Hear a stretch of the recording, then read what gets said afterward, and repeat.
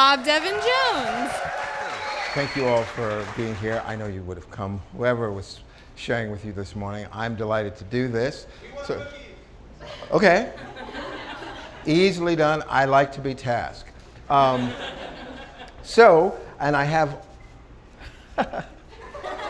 have 18 minutes. She's going to do this. And so, first of all, most of you were here and they were playing Aretha Franklin. So sometimes things align. You come in this way, this is coming this way, and you hit right here. So I'm going to start with a song. I grew up in the Baptist church, so we start with a song. You may recognize it. It was sung by Little Mermaid. Don't, I want to be, where the people are. I want to be, what do you call it? Somewhere there's home, somewhere there's free, somewhere there's a whole bunch of people waiting for me. Wish I could be a part of your world. So, I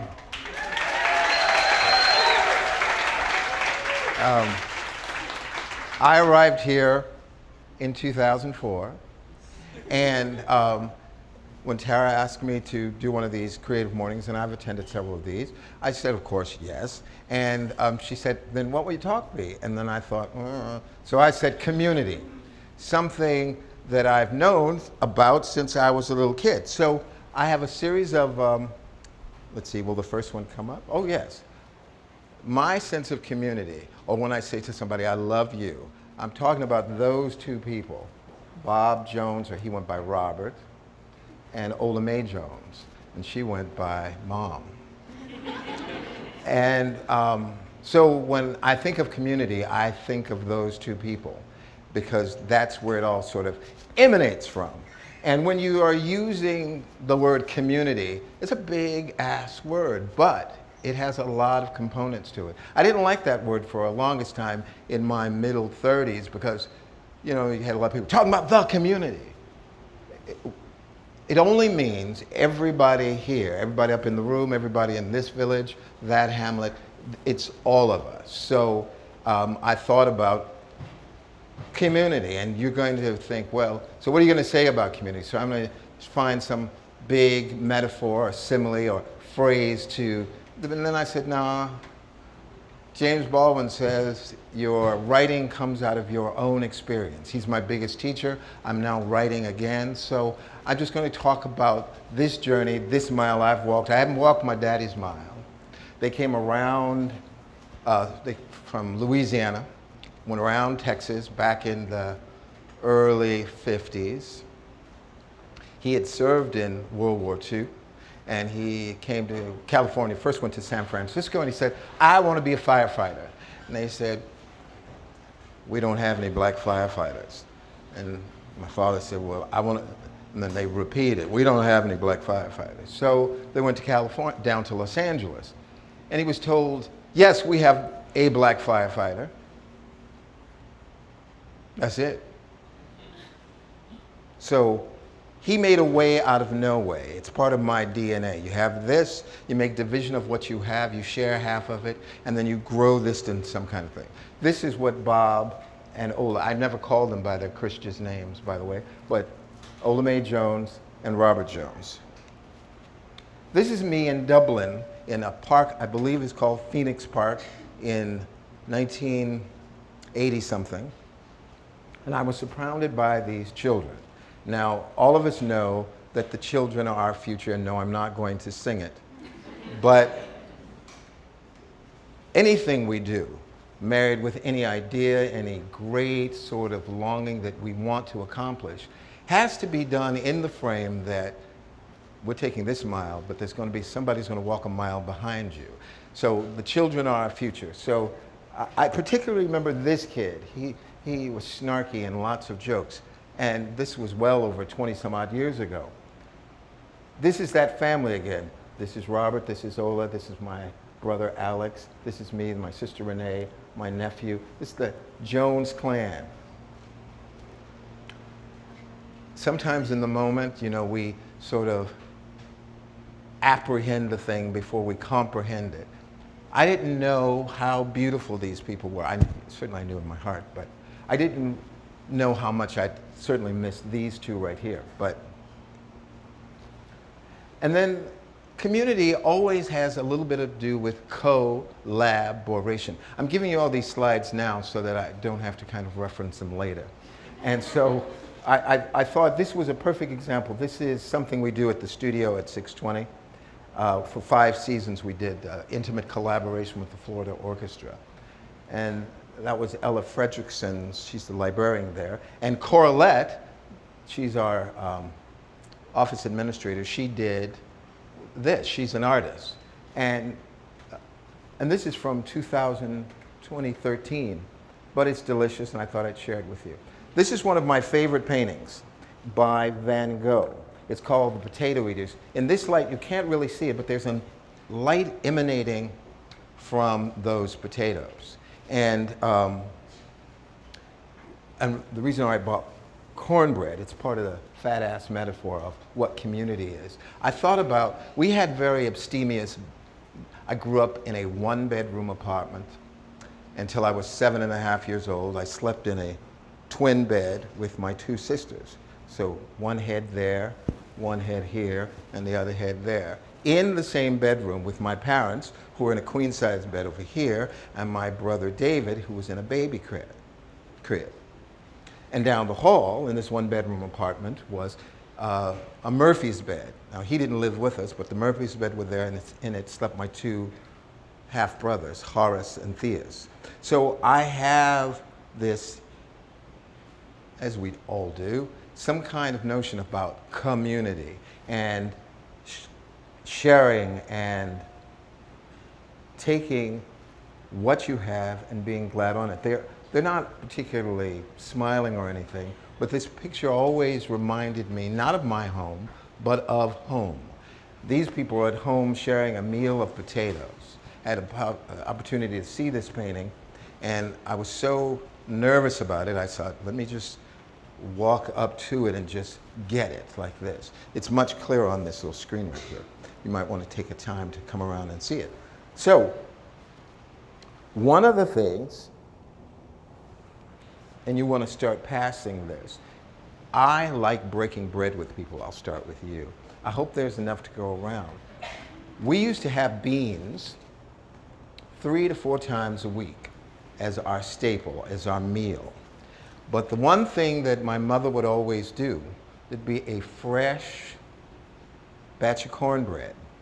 It was the last thing to come to the table. Because I was going to make a big vat of it this morning, I went to the fridge and there was only 1 egg. And so I made it just like my mother made it, with 1 egg, a cup of flour, more than a cup of cornmeal, some leavening agent, some buttermilk, some sugar, some fresh corn, and some grated white cheddar. And I think there are several ingredients that go into making a community, and I thought, well, this is something I know about. I ate cornbread every other day, or certainly 3 to 4 times a week for well into my teens. My parents didn't enter the middle class until I was in college, so I didn't have much more than what the potato eaters had. And so those ingredients that go into making this cornbread, what are the ingredients that go into making community? Now, I've been here 22 years. I came in 1997 to direct a play for American Stages, which I adapted from a Strindberg play called Miss Julie. I called it Miss Julia, and I set it in the Harlem Renaissance, the late Harlem Renaissance.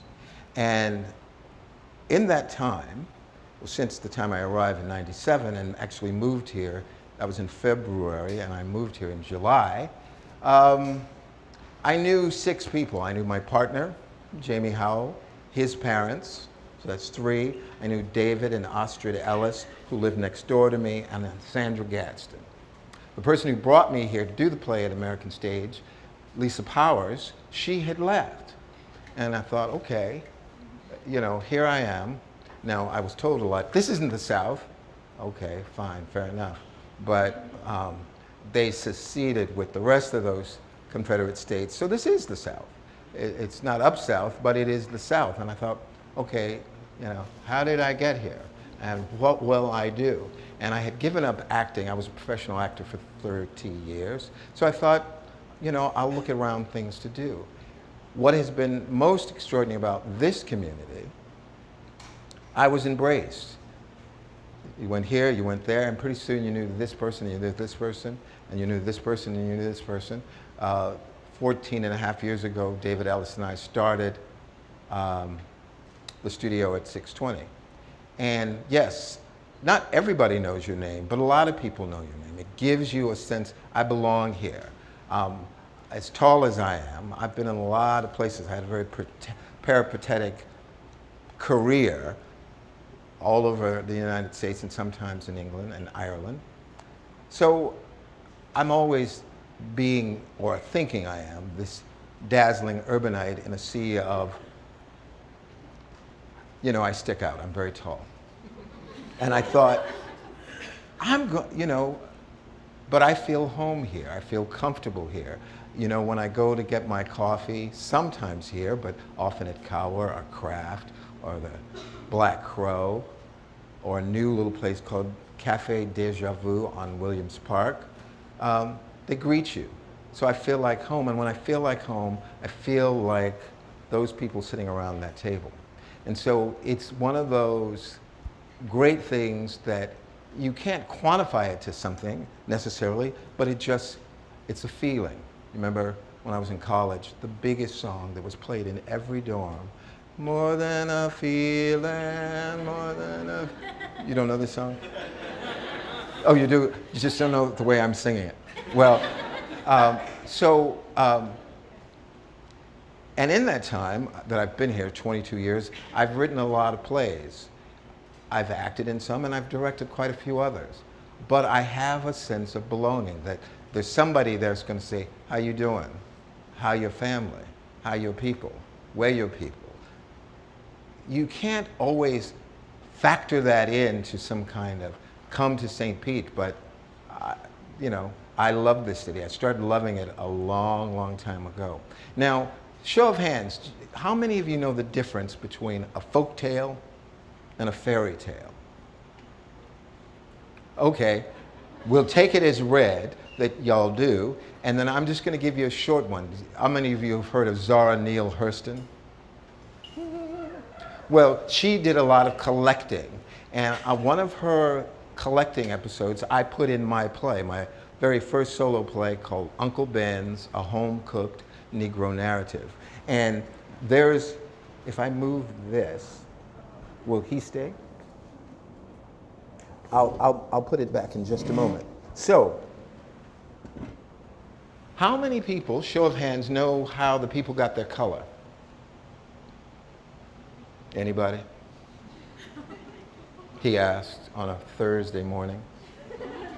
That's okay, because now I'm going to share a folk tale of how the people got their color. In the beginning, God created that person, whomever he is, the heavens and the earth. And he said, this is good. And he came with a ready-made throne, so he sat down. He looked around and said, I made the earth and the heaven, but there's nothing going on. And I know, I like jazz. God liked jazz. So he created Gabriel on the horn so that he could have some jazz.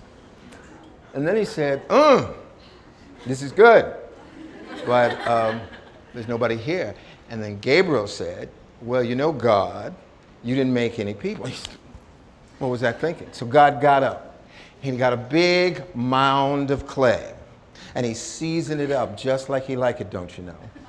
And he made 100 million people, and he set them along the fence to dry. He said, this is good. And then he said, Gabriel, they're not saying anything. And Gabriel said, well, God, you didn't give them any mouths. So he got up. He gave him some eyes, some nose, some mouth, all of it, And he said, this is good. And so then these people started talking, telling jokes, laughing, dancing. And then, oh, by the way, I danced on American Bandstand for 2 years. my last year of high school and my first year of college. Remember the sooner or later, love is gonna get you. Anyway, so he said, he gave them their mouths and their eyes, and they started talking and dancing and telling jokes. And then they started fussing and cussing and making such a racket. God said, I can't take this, Gabriel. It's messing with my blood pressure. So he flung them to the four corners of the earth. And he said, this is good. And he sat down and he said, but I'm still lonely. Well, Gabriel said, well, why don't you give the people some color? He said, good idea. He said, Gabriel, tomorrow at 7 a.m.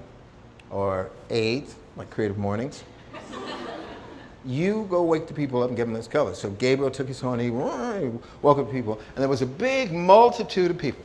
And God looked to the left. He said, I'm gonna make y'all yellow people. This is good. And he looked to his right and said, I'm gonna make y'all brown people. This is good. And there was a great multitude of people in the center. He said, I'm gonna make y'all white people. Boom. This is good. And he said, Gabriel, is that everybody? And Gabriel said, no, there's some more people sleeping down by the river. He said, you take your horn. Gabriel said, I'm on it. And he went down to the river.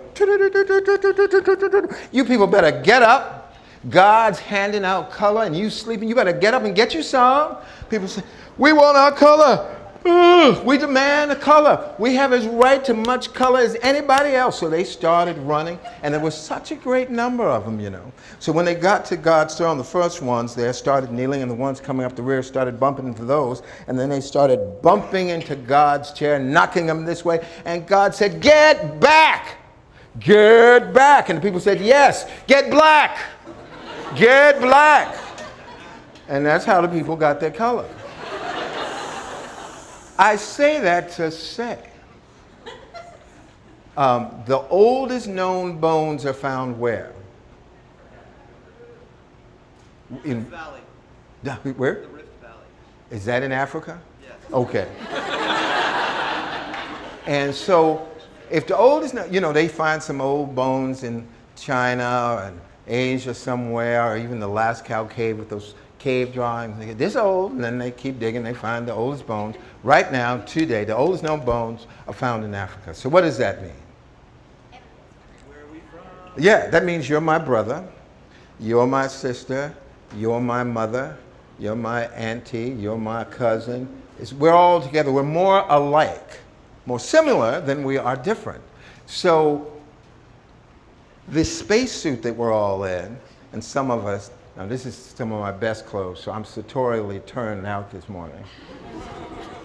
But we're all the same. Nobody's anybody better than anybody else. Now, it's an extraordinary thing to come to the, if it's not the deep south, this is something south. And for a dazzling urbanite like myself, and I didn't know that I had borrowed that from Cleveland Little in Blazing Saddles.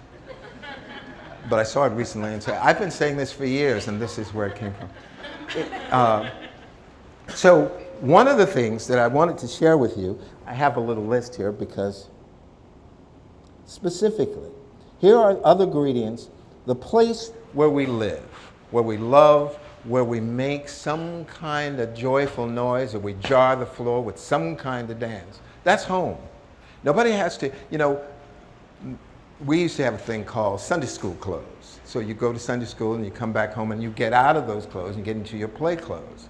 But when you're home, whether you do that or not, you have a comfortability that you, and that's what we have here. We may not always know it, we may not always note it, but this is a comfortable place in which we, many of us, have decided to dream some dream, aspirate some sort of aspiration, and get our work done.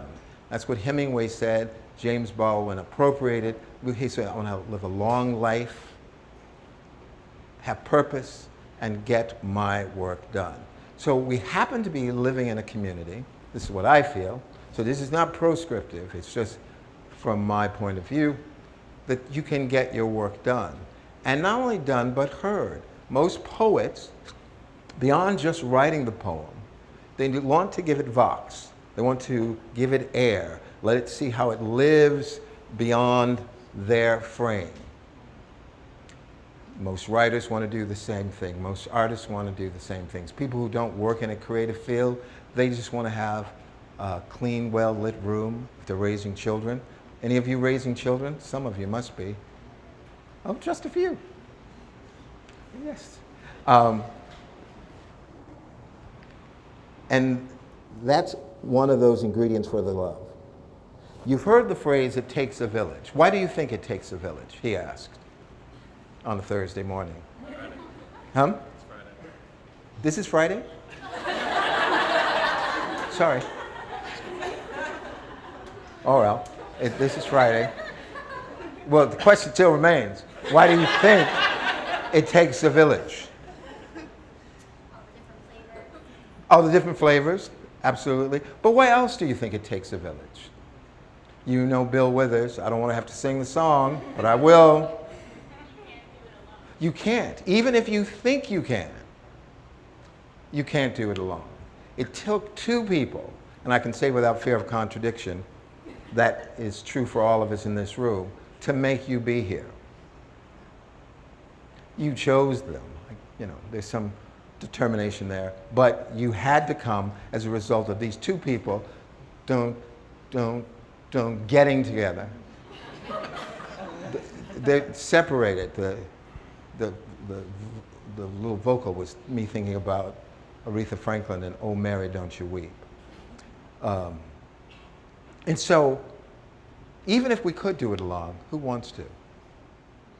You want to have somebody be a witness to your journey, and that's what we have here. Another ingredients that takes making a community, and these all are analogous to some ingredient that you would put in the cornbread, the egg, the leavening agent, the buttermilk, which is very important. You can make cornbread without buttermilk, but why would you want to? It has that sour, and it just makes it so piquant at the end. One of the other things,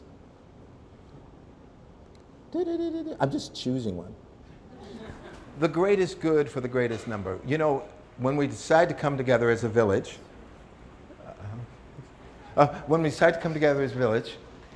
we get some people, we call them leaders. Now, Bertolt Brecht said, "Oh, woe to the country that loses a hero, but woe to that country that needs one." Well, we don't necessarily need a hero, but we need somebody to lead. Lead, push, or get out of the way. Push, you mean like get us up over this thing. So sometimes that person designated as the leader, you played sports, you know these games, then they have to do the greatest good for the greatest number. You may not get what you want that time. So what? You tell me, well, I could tell you, but I'm saying it rhetorically. How did my mother make a chicken? Yes, and you're looking at me like she said, I love the wings, just save me the wing. But she made division out of a little bird, that yard bird, and we all ate, and we sometimes had seconds on the one chicken. So these abstemious beginnings has grown to, I'm a certain age now, well, I've been on the planet 6 decades plus.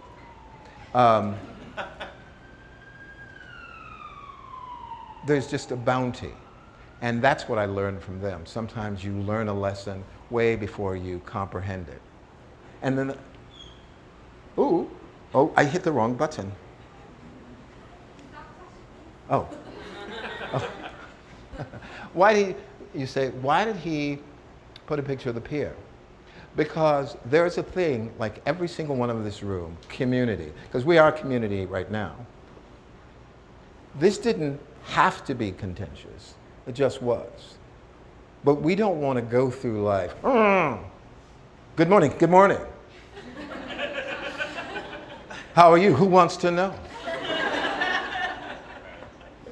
We much rather go, how you doing? How are you doing? I'm well. Good to hear it. So sometimes we don't get everything we want. So what? You don't want everything anyway. Several people thought that was a good idea. Good on them.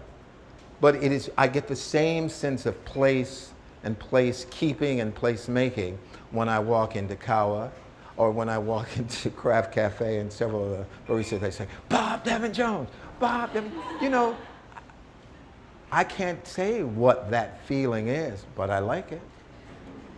I don't have my parents anymore, so when I have that feeling, it reminds me of them. I inserted this picture of the pier because I just thought, let's not do that again. We're obviously going to have more projects coming forward, moving forward, but there's a way about which that we could do it that's so uniquely St. Pete that we go, damn. You know, can anybody remember the first time I can't whistle, so I can't do that portion of it, but that of the, we don't care about the young folks, but we do care about them. So y'all, the next time you have this to do, how many, show of hands, know what this is? What is it? Oh, okay. I was trying to be, this is my clever slide, because the first time I saw this, I thought it was some half of a mandala, but this is a community that comes together out in the desert and they make it work. Yes, they have SUVs, some with power, some with showers, but being in the desert for a week, a shower is a good thing. Those are the people to make friends with. But look at that. These are boulevards, streets. This is the big thing that gets torched, but look how orderly it is. So anybody can make a community anywhere. They did it there. Now, if any of you are familiar with the Saturday morning market, they had this opportunity, and at one point the market, in its first iteration, when it was on 2nd Avenue, got down to 6 vendors. I remember one December, the wind was blowing, there weren't tumbleweeds, but whatever we get in December, and there was so many vendors had dropped out. So Mark and Gail and Judy Stanko decided, this is a good idea, but we're not going to let go of it. So they put their thinking caps on, had a cappuccino somewhere, and this is the iteration of it now. It's a place where you go, you don't even know if you're going to purchase anything in particular, but you know you'll go there, you'll know you'll run into people, now you know for sure you'll have music, and it's good. And when you walk away from there, I'm going, I got my things, you can't always quantify that feeling of goodness. But if you have it, it makes the community better. I'll give you one little example, and we have 2 more slides, and then I'm done. I'm on this board, and we were going to ask this other organization to join this board, but as an ex officio member. And the executive director decided when she made this ask for somebody in the community, she would just ask them to join the board, not as an ex officio non-voting member, but join, be a part, be in community with us. She was then told by this person whom she asked, I am so touched and honored by your invitation. I don't have the language to describe what I'm feeling right now. Then the executive director had the feeling of hearing that. And in that moment, you can't package it, you can't bottle it, can't put it in spray, but that's community. I feel good about the place I'm living in, where I'm standing, where I'm sitting.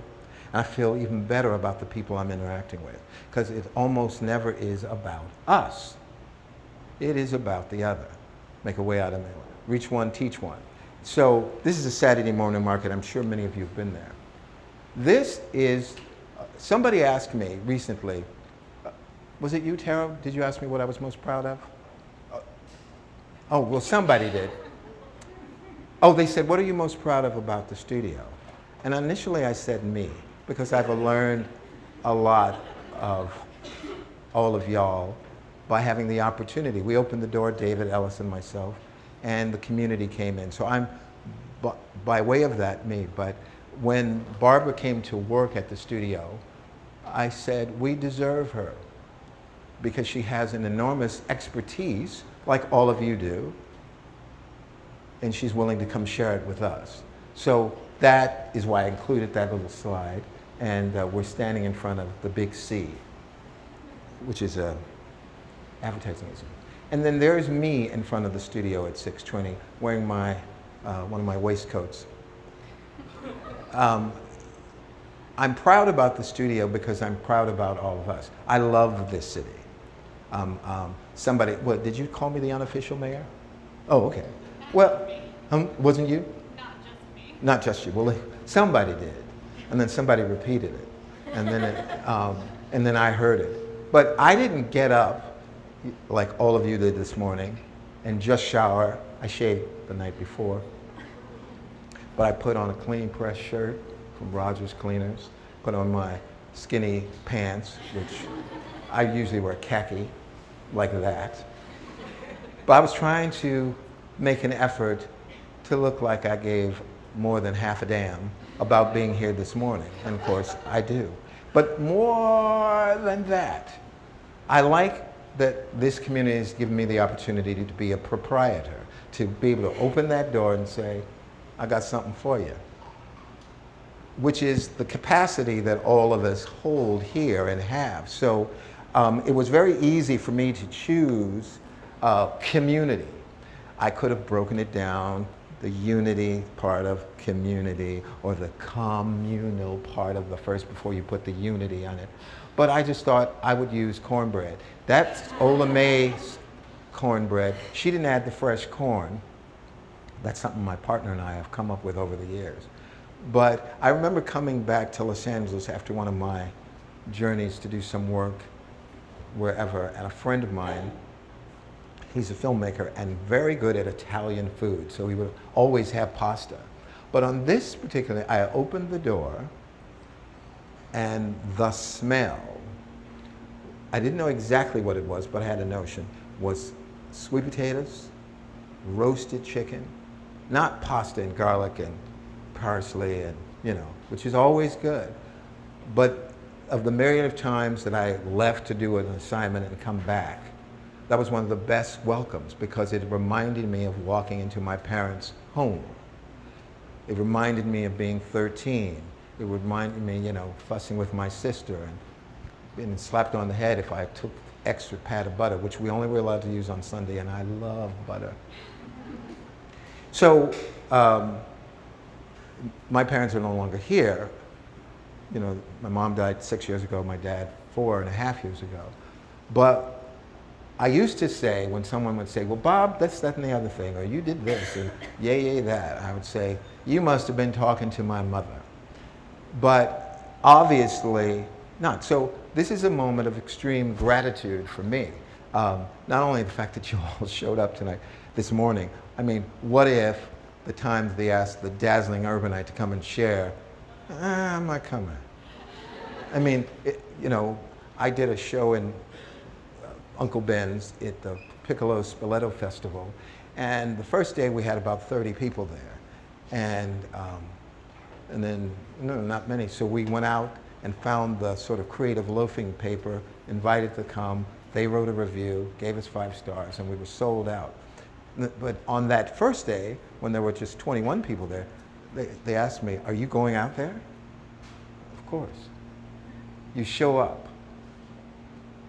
If there's one and one other person, there are 2. And when there are 2 or more people gathering your name, there's a party.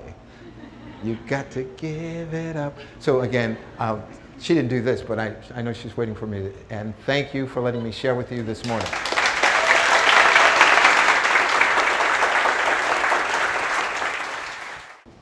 Okay, so that feeling that Bob was talking about when you come into a place and you feel home, you feel welcome, that's the sense of community. And that's the feeling that I get here on these mornings. It's also the feeling I get when I go to some of those cafes you mentioned, so they're doing a great job. It's not just you. But raise your hand if you also feel that here. Oh my God. If you don't feel that here, I want to know about it. So this is a place where you really should get that feeling of community, of being home. Even if it's your first time, you should walk in and think, these are my people. Like, I'm welcome here. Look, free breakfast.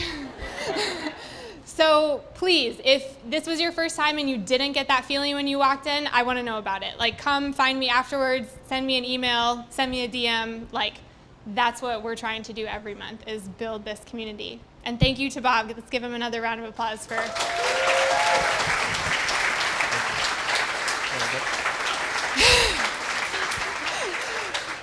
I feel like Bob helped build the community that was ready for us to build this community. So we're all doing it together. Okay, so what we're gonna do right now is we're going to shuffle this community. So you probably came with people that you know. You probably are sitting with people that you're comfortable with, that you feel at home with. I want you to get up. I want you to move around and find a new place, sitting, standing, and then we're going to do Q&A from a new place with new friends. So shuffle. And Ryan, can you play that song while we shuffle? Oh, thank you. Okay, so what I want you guys to do is turn to the person next to you, and I'm going to lose you again when you do this. I'm aware of that. But turn to the person next to you and introduce yourself and tell them the one thing that you want them to know about you. Go. Both sides, both sides.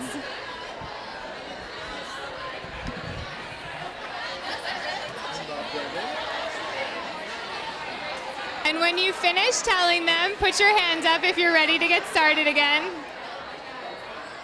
Okay, so you met a new neighbor, a new community member, and hopefully, possibly, we've seen it happen before here, a new friend. You didn't do the neighbor friend part. I was waiting for it the whole time. Oh. So I just did it. You're welcome. Okay. I'm just kidding. Okay, we're going to do question and answer. So what questions do you have for Bob, the unofficial mayor of St. Pete, the man who says it's easy to make a neighbor, but harder to make a friend, but not that hard? No. Hi, Bob. Hello, how are you? Good. So, with your experience in St. Petersburg, talk to us a little bit about the growth that we're seeing in St. Pete, and what do you see for the future of our community? Well, if you've ever seen the play Angels in America, and sort of the big metaphor is that the angels have left heaven and they're stomping around in America. And then we have to sort of find the angels among us. Because right now, this right now moment, as you carp that diem, this is a very divisive time in America. So that play ends with the character either saying more love or more life. They're kind of one and the same. I do see that as the future of our community here. It's a wish, it's a desire, but I really do. I think, well, you know, comparisons are odious, but you know, they have these generations now, and I think they're the millennials, and most people portray them as not giving a damn about anything. So I would say that I can't predict the future, none of us can, but you know, I refuse, and I'm aided in that, not being menaced by where I live. I love living here. I can imagine other people love the communities that they're in. And I think that's, you know, we've tried wars, we've tried intellectual gymnastics about how to think our way out of this. So imagine kind of a different kind of world. So that's my hope, wish, desire.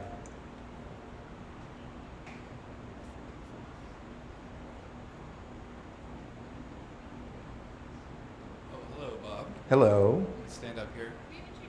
Hi, I'm Trey. So, you know, you're notorious for saying yes to things. You've said yes to me and given me some of your time. You talked about being a leader and how sometimes you don't always get what you want as a leader. So my question for you is, how do you balance being the unofficial mayor of St. Pete with having enough time for you to do the things that you need to do? How do you, I don't know, do you ever feel burned out by saying yes to everything all the time? And I don't know, how do you take care of yourself when you need that Bob time to get your work done? Well, that's a good question. I was asked, we do a program at the studio every year called Midtown Through Our Eyes with 4 Title I schools in the Midtown area, and as far for the high school, Lakewood. But this was a child from Melrose Elementary, and they said, essentially your question, how do you find time to do all this? And I said, I don't. And so I don't get burned out. I do get tired. You know, I'm older, but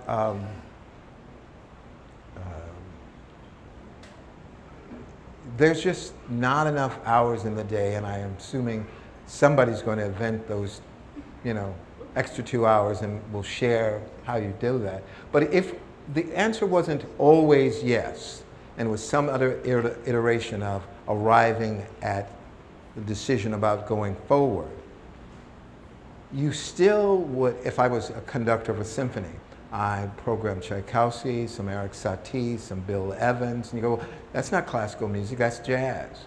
It's music. So someone, you can't get it all done, but you can just keep moving forward. Got to keep on stepping. So I've had, and it's been a long journey, but the answer is always yes. You don't want to miss a thing. We have learned so much at the studio by just saying yes, something we weren't anticipating. So, and I have a phrase, many of my friends know it, it's not picking cotton. And I have a sense of humor. I may not have humor, but I have a sense of humor. And when I'm not being a racialist when I say it's not picking cotton, but that's a fact of our collective history. It's not black history, it's American history. We had cotton pickers. Most of them look like me, and they did it for a couple of hundred years for free. Well, I don't do it for free, but I also get to interact with the community. This young man here, Enrique, I used to see him over at Morion, and then we've struck up a friendship. So I'm inlufindated, invented word, by that experience. Yes. Hey, Bob. I'm Ryan. I'm glad you brought up the cultural topic. You and I have kind of waxed poetic many times at craft or other places talking culture, and you call yourself the dazzling urbanite. I'm translucent Canadian, and we've worked on culture projects before with Eat Speak St. Pete, kind of trying to tie in a community that looks different than me, right, and has cultural histories different than I am. And if I look across this room, most people look like me, right, and I am not a representation of the whole, right? Mm-hmm. We've got half the city that can bring something different to the table. So what ways can you talk to us as kind of somewhat homogenous in this room? Not completely, but somewhat. How can you kind of, what tools do you see us being able to bring to the table, and kind of as a way forward to engage the city as a whole, the community as a whole, not just the com or the T, but the whole thing? Well, I'm talking with you. I think you make a phone call. You do new pathways. There are restaurants along 22nd. There are restaurants along 16th, 18th. You just make these new pathways. It's not even at the level of rocket science.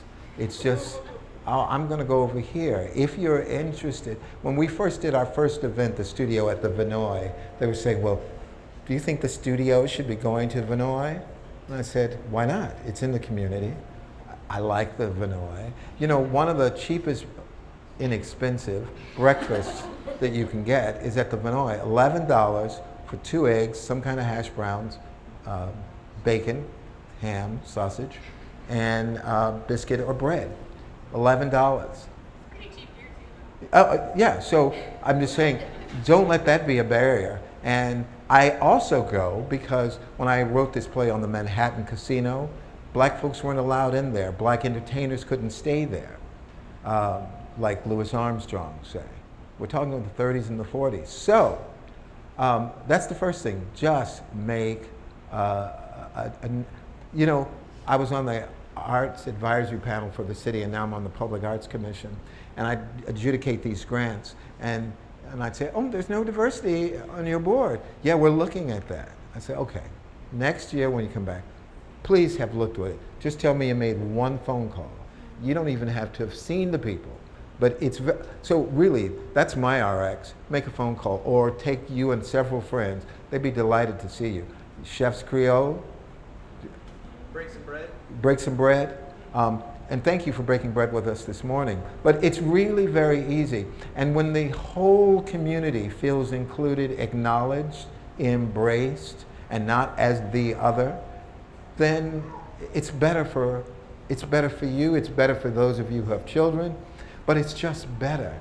And the community is not only black folks, there's Asian folks, there's brown folks, there's gay folks, there's straight folks.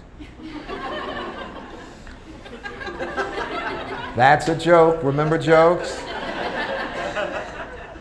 So that's my answer. Yeah, one more. Oh, we got so many more. I'm drinking chai latte tea, and it's so good. Good morning. Ooh, feedback. Ooh, speaker, there it is. My name's Patrick Jackson. Hey, Patrick. As a new transplant to St. Pete, I've been here for about a year as of yesterday. Welcome. Thanks. Hi, guys. You talked about having been a transplant yourself. What is something that you suggest transplants do, like upon arriving, to really invest into the community? Well, however you found your way here, that's terrific. We, as Ryan said, there wasn't a coffee house culture here prior to coming. Now there are dozens. And find a place that you feel comfortable. I know you'll feel comfortable in most of the ones that I've mentioned. And then just go there. Everybody's there to work often, but after a while, third or fourth time, oh hey. One of my best friends, I saw him for almost 6 or 7 months, not that long, at Kawa. But he had his laptop and one day I had a little jar of jam from Knott's Berry Farm. Ever heard of it? It's a little amusement place out in Orange County in California. And he inquired about it, and then we became best friends. So, that's one way to do it. But, I'm going to call you. I'll get your number when we're finished talking. I like having people to dinner because I'm a good cook. I'm a mother's cook. I have her recipe. Yeah. And because I have a lot of friends. I like saying that. My mother was always very happy that I did. She said, Bobby, you have so many friends. I have at least a dozen of my friends from high school. I went to a public school in Los Angeles, but it was predominantly Jewish. So we used to go back after summer and then get right out for Rosh Hashanah. I loved it. So we'll break bread, and then, I'll have other people at the table. And that's how it's. But it's not difficult. And, as smart as you is and as handsome as you is, I am sure there are several people in here would like to get your digits. Okay. I think we're going to end on that. Okay. That seemed like a good way to end. Welcome to the community.